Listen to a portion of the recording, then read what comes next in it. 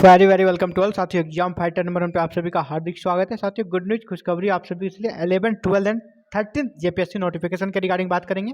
और यहाँ पर बिग ब्रेकिंग न्यूज यही है कि राज्यपाल ने जो नई सिविल सेवा नियमावली है झारखंड जेपीएससी की, उसे मंजूरी दे दी है, उस पर हस्ताक्षर कर दिए हैं।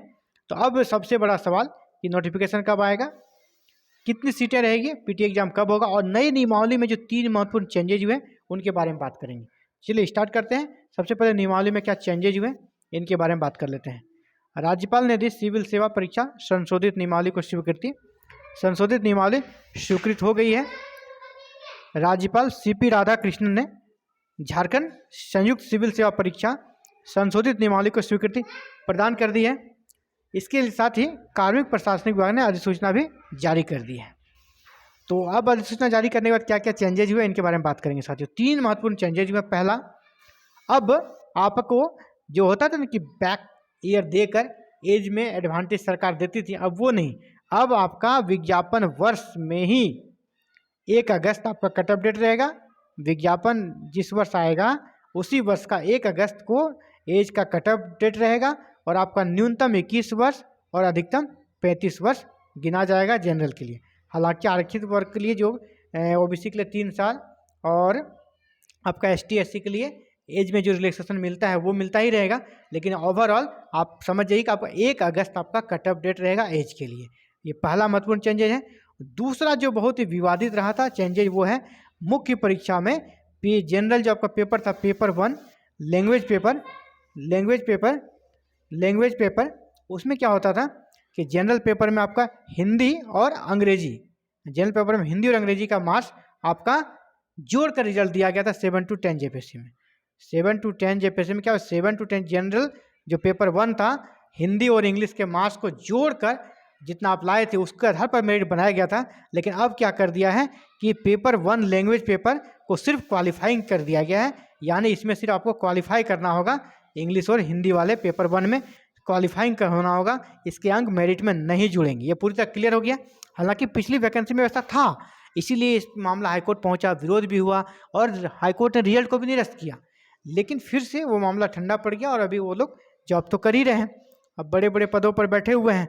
इसमें क्या होता है, उसमें धांधली और रिजल्ट में 7 to 10 जेपीएससी में यही हुआ था कि ये जो आपका क्वालिफाइंग आज आप कह रहे हैं, इसके अंक को जोड़कर रिजल्ट दिया गया था, है ना। इसके अंक को जोड़कर मेरिट बना दिया गया और अंतिम रूप से चयन उन लोगों का हो गया। जिनके इस पेपर में कम नंबर थे वो चयन नहीं, पर क्यों, उनको लगा था ये तो क्वालिफाइंग है, इसमें ज़्यादा उन्होंने तैयारी ही नहीं करी हिंदी और अंग्रेजी की, और अंततः उनका सिलेक्शन नहीं हो पाया। तो ये बहुत गलत हुआ था पिछली बार। इस बार उसे अच्छे से अमेंडमेंट करके संशोधित कर दिया है ताकि आगे कोई विवाद नहीं हो।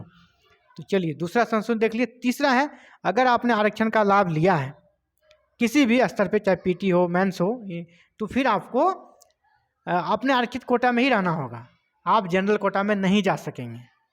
ये एक तीसरा महत्वपूर्ण चेंज है, लेकिन इस चेंज के कारण थोड़ा विवाद होगा। जहाँ तक लग रहा है इस पर फिर मामला फिर अटकेगा, आरक्षण वाला जो मैटर है। क्यों?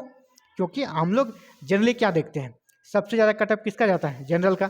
मान लीजिए किसी 100 नंबर का एग्जाम है तो जनरल का कटअप 80 गया, या और हम मान लेते हैं, ज्यूम करते हैं। उसके बाद ओबीसी का मान लीजिए आपका 70 जाएगा, एसटी का मान लीजिए 60 गया, एससी का 55 गया, यही कटअप जाता है। मतलब सबसे ज़्यादा जनरल का रहता है, इसके बाद ओबीसी का, फिर एसटी एससी, इस तरह का आपका कटअप रहता है। लेकिन अब आपको ऐसा भी देखने को मिल सकता है कटअप में, अब आपको कटअप में ऐसा मिल जाएगा कि जनरल का हो सकता है 70 जाए, जनरल का 70 कटअप जाए, और आपका ओबीसी का हो सकता है 80 चला जाए, एसटी का हो सकता है आपका 82 चला जाए, एससी का हो सकता है आपका 70 चला जाए, ये हो सकता है। मतलब अब कटअप अलग अलग कैटेगरी का अलग अलग बनेगा। जैसे कि मान लीजिए अगर जनरल में 50 सीटें हैं तो 50 सीटों के लिए अलग से कटअप तैयार होगा, है ना। जो जनरल के बच्चे हैं उसको उसी में शामिल किया जाएगा, उसको बाहर नहीं। उसे ओबीसी में अगर 10 सीटें हैं तो उन 10 सीटों का अलग से कटअप तैयार होगा। 10 सीटों का अलग से कटअप हो सकता है जनरल से ज़्यादा हो जाए, उससे दिक्कत नहीं है। यहाँ पे इस प्रकार की बातें चल रही हैं, तो आपको अपने कैटेगरी से बाहर नहीं किया जाएगा, है ना। तो ये तीसरा महत्वपूर्ण चेंजेज है। ये चेंजेज के बारे में हम लोगों ने बात कर लिया साथियों, और मैं अभी ये भी कह रहा हूँ तीसरा चेंजेज के कारण विवाद हो सकता है। अब बात करेंगे नोटिफिकेशन कब आएगा, सीटें कितनी रहेगी और पीटी एग्जाम कब तक होने की संभावना है और आपको अभी क्या करना चाहिए। तो नोटिफिकेशन साथियों जिस प्रकार है, राज्यपाल की मंजूरी मिल गई है और अब दिसंबर का महीना खत्म हो गया है और जनवरी, अब नए साल आ रहा है और इधर छुट्टी का भी समय है, तो उम्मीद कीजिए आपका 15 जनवरी तक नोटिफिकेशन आ जाएगा। 15 जनवरी तक जेपीएससी का नोटिफिकेशन आ जाएगा। 15 जनवरी तक नोटिफिकेशन आ जाएगा। आपको 1 मंथ अप्लाई के लिए मिलेगा, तो आपका फरवरी तक अप्लाई चलेगा। 15 फरवरी से लेकर 20 फरवरी तक आपका अप्लाई चलेगा, फॉर्म आप अप्लाई कर पाएंगे। और अभी इलेक्शन का समय है, मई में लोकसभा का चुनाव है, इसीलिए सरकार चाहेगी मार्च में एग्ज़ाम ले लें। सरकार चाहेगी मार्च में हम जेपीएससी पीटी का एग्ज़ाम ले लें। पीटी का सरकार का ये प्रयास है। अगर जनवरी में नोटिफिकेशन आ गया तो फिर अगर नहीं आ पाया तो फिर आपका चुनाव के बाद चला जाएगा। सरकार वैसा चाहेगी नहीं, सरकार चाहेगी ये वाला कैलेंडर फुलफिल करें, 15 जनवरी तक विज्ञापन लाएं, 15 से 20 फरवरी तक फॉर्म भरवाएं और मार्च में इसका पीटी का एग्ज़ाम ले लें, ताकि सरकार अपने जब चुनाव में जाए तो सरकार के पास ये कहने के रहे। और इतना जो लड़का कह सकते हैं काफ़ी ह्यूज अमाउंट में पीटी एग्जाम में अपेयर होते हैं, स्टूडेंट्स अपेयर होते हैं, एक तरह से कह सकते हैं ये पॉजिटिव तरीके से वोट करेंगे। सरकार को तो हर चीज़ में वोट चाहिए, चाहे स्टूडेंट हो चाहे कोई रहे, उसको वोट बैंक के रूप में दिखता है। तो यहाँ पर सरकार का ये प्रयास रहेगा। तो पीटी एग्जाम कब होगा, सीटें कितनी रहेगी, इसके बारे में हम लोग बात करते हैं। साथियों सीटें आपको 650 प्लस रहेगी, 650 प्लस सीटें रहेगी। अगर 13 जेपीएससी तीनों मिलाकर लाया तो 650 प्लस सीटें रहेगी। तो बम्पर वैकेंसी रहेगी, बम्पर सीटें रहेगी। तो आप अपना तैयारी करते रहें और अपने तैयारी में लगे रहें। लंबा चौड़ा सिलेबस है, आपको समय फिर नहीं मिलेगा। सबसे पहले मेंस का आप तैयारी शुरू करना है अभी से ही। और इसके साथ ही जैसे ही पीटी का नोटिफिकेशन आता है, इसके लिए क्लासेस एग्जाम फाइटर नंबर 1 पर लगातार जारी हो जाएगी।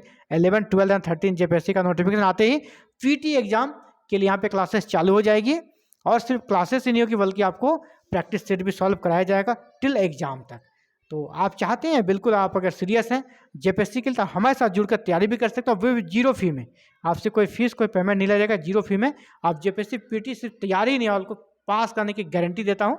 आप जितना प्रश्नों को पढ़ेंगे आपको प्रश्न डायरेक्ट आपका 60 to 70% क्लासेस से लड़ जाएगा जेपीएससी पीटी में, और आप पीटी आराम से क्वालिफाई कर जाएंगे। कोई दिक्कत नहीं, आपको एक्स्ट्रा कुछ भी पढ़ने की जरूरत नहीं पड़ेगी।